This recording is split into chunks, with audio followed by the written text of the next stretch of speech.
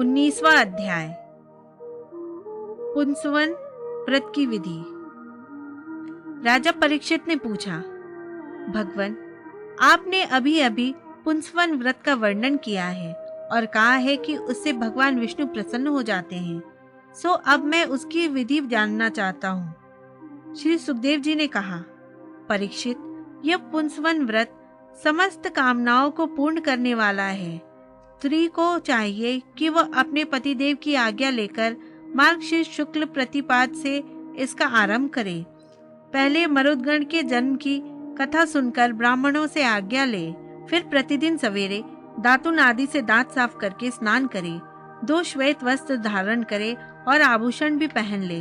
प्रातः काल कुछ भी खाने से पहले ही भगवान लक्ष्मी नारायण की पूजा करे। इस प्रकार प्रार्थना करे, प्रभु, आप पूर्ण काम हैं, एतएव आपको किसी से भी कुछ लेना देना नहीं है। आप समस्त विभूतियों के स्वामी और सकल सिद्धि स्वरूप हैं। मैं आपको बार बार नमस्कार करती हूँ। मेरे आराध्य देव, आप कृपा, विभूति, तेज, महिमा और वीर्य आदि समस्त गुणों से नित्य युक्त हैं। इन्हीं भगों ऐश्वर्यों से नित्य युक्त रहने के कारण आपको भगवान कहते हैं। आप सर्वशक्तिमान हैं।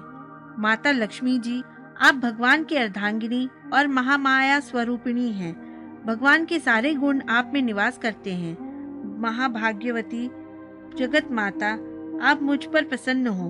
मैं आपको नमस्कार करती हूँ। परीक्षित, इस प्रकार प्रस्तुति करके एकाग्र चित्त ओम नमो भगवते महापुरुषाय महानुभावाय महाविभूति पते स महाविभूति बिरबली मुपहराणी ओंकार स्वरूप महानुभाव समस्त महाविभूति पतियों के स्वामी भगवान पुरुषोत्तम को और उनकी महाविभूतियों को मैं नमस्कार करती हूँ और उन्हें पूजोपहार की सामग्री समर्पण करती हूँ। इस मंत्र के द्वारा प्रतिदिन स्थिर चित्त से विष्णु भगवान का आवाहन, अर्घ, पाद्य, आचमन, स्नान, वस्त्र, यज्ञोपवीत, आभूषण, गंध, पुष्प, धूप, दीप और नैवेद्य आदि निवेदन करके पूजन करें। जो नैवेद्य बच रहे उससे ओम नमो भगवते महापुरुषाय महाविभूति पते स्वाहा, महान ऐश्वर्य की अधिपति भगवान पुरुषोत्तम को नमस्कार है। मैं उन्हीं के लिए इस हविष्य का हवन कर रही हूँ। यह मंत्र बोलकर अग्नि में 12 आहुतियाँ दे। परीक्षित, जो सब प्रकार की संपत्तियों को प्राप्त करना चाहता हो उसे चाहिए कि प्रतिदिन भक्ति भाव से भगवान लक्ष्मी नारायण की पूजा करे, क्योंकि वे ही दोनों समस्त अभिलाषाओं के पूर्ण करने वाले एवं श्रेष्ठ वरदानी हैं। इसके बाद भक्ति भाव से भरकर बड़ी नम्रता से भगवान को साष्टांग दंडवत करें। 10 बार पूर्वोक्त मंत्र का जप करें और फिर इस स्तोत्र का पाठ करें। हे लक्ष्मी नारायण, आप दोनों सर्वव्यापक और संपूर्ण चराचर जगत के अंतिम कारण हैं। आपका और कोई कारण नहीं है। भगवान आपकी माया शक्ति हैं। ये ही स्वयं अव्यक्त प्रकृति भी हैं। इनका पार पाना अत्यंत कठिन है। प्रभु, आप ही इन महामाया के अधीश्वर हैं और आप ही स्वयं परम पुरुष हैं। आप समस्त यज्ञ हैं और ये हैं यज्ञ क्रिया। आप फल के भोक्ता हैं और ये हैं आपको उत्पन्न करने वाली क्रिया। माता लक्ष्मी जी तीनों गुणों की अभिव्यक्ति हैं और आप उन्हें व्यक्त करने वाले और उनके भोक्ता हैं।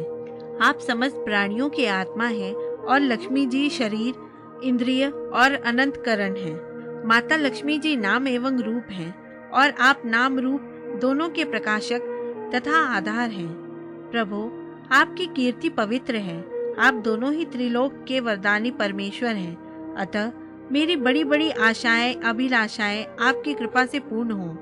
परीक्षित, इस प्रकार परम वरदानी भगवान लक्ष्मी नारायण की स्तुति करके वहां से नैवेद्य हटा दे और आचमन करके पूजा करें।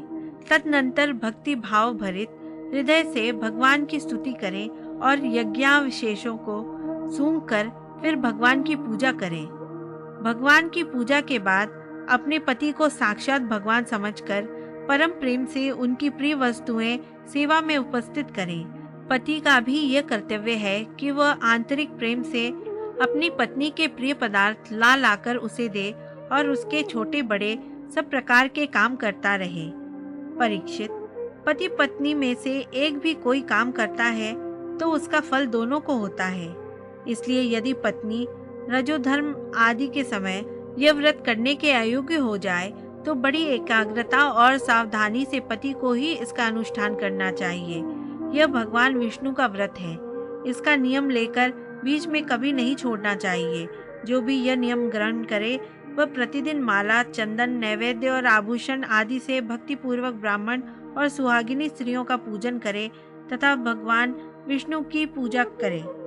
इसके बाद भगवान को उनके धाम में पधरा दे, विसर्जन कर दे। तदनंतर आत्मशुद्धि और समस्त अभिलाषाओं की पूर्ति के लिए पहले से ही उन्हें निवेदित किया हुआ प्रसाद ग्रहण करे। साध्वी स्त्री इस विधि से 12 महीनों तक पूरे साल भर इस व्रत का आचरण करके मार्गशीर्ष की अमावस्या को उद्यापन संबंधी उपवास और पूजन आदि करे। उस दिन प्रातः काल ही स्नान करके पूर्ववत विष्णु भगवान का पूजन करे और उसका पति पाक यज्ञ की विधि से घृत मिश्रित खीर की अग्नि में 12 आहुतियां दे। इसके बाद जब ब्राह्मण प्रसन्न होकर उसे आशीर्वाद दे तो बड़े आदर से सिर झुकाकर उन्हें स्वीकार करे। भक्ति भाव से माथा टेककर उनके चरणों में प्रणाम करे और उनकी आज्ञा लेकर भोजन करे। पहले आचार्य को भोजन कराए, फिर मौन होकर भाई बंधुओं के साथ स्वयं भोजन करे। इसके बाद हवन से बची हुई घृत मिश्रित खीर अपनी पत्नी को दे। वह प्रसाद स्त्री को सत्पुत्र और सौभाग्य दान करने वाला होता है।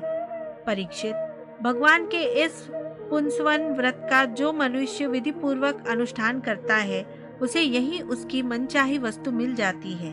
स्त्री इस व्रत का पालन करके सौभाग्य, संपत्ति, संतान, यश और गृह प्राप्ति करती है तथा उसका पति चिरायु हो जाता है।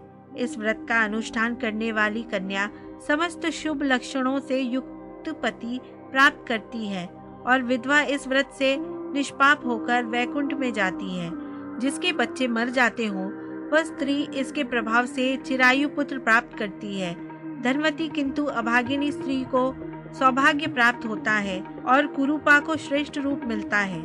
रोगी इस व्रत के प्रभाव से रोग मुक्त होकर बलिष्ठ शरीर और श्रेष्ठ इंद्रिय शक्ति प्राप्त कर लेता है। जो मनुष्य मांगलिक श्राद्ध कर्मों में इसका पाठ करता है उसके पितर और देवता अनंत तृप्ति लाभ करते हैं। वे संतुष्ट होकर हवन के समाप्त होने पर व्रती की समस्त इच्छाएं पूर्ण कर देते हैं।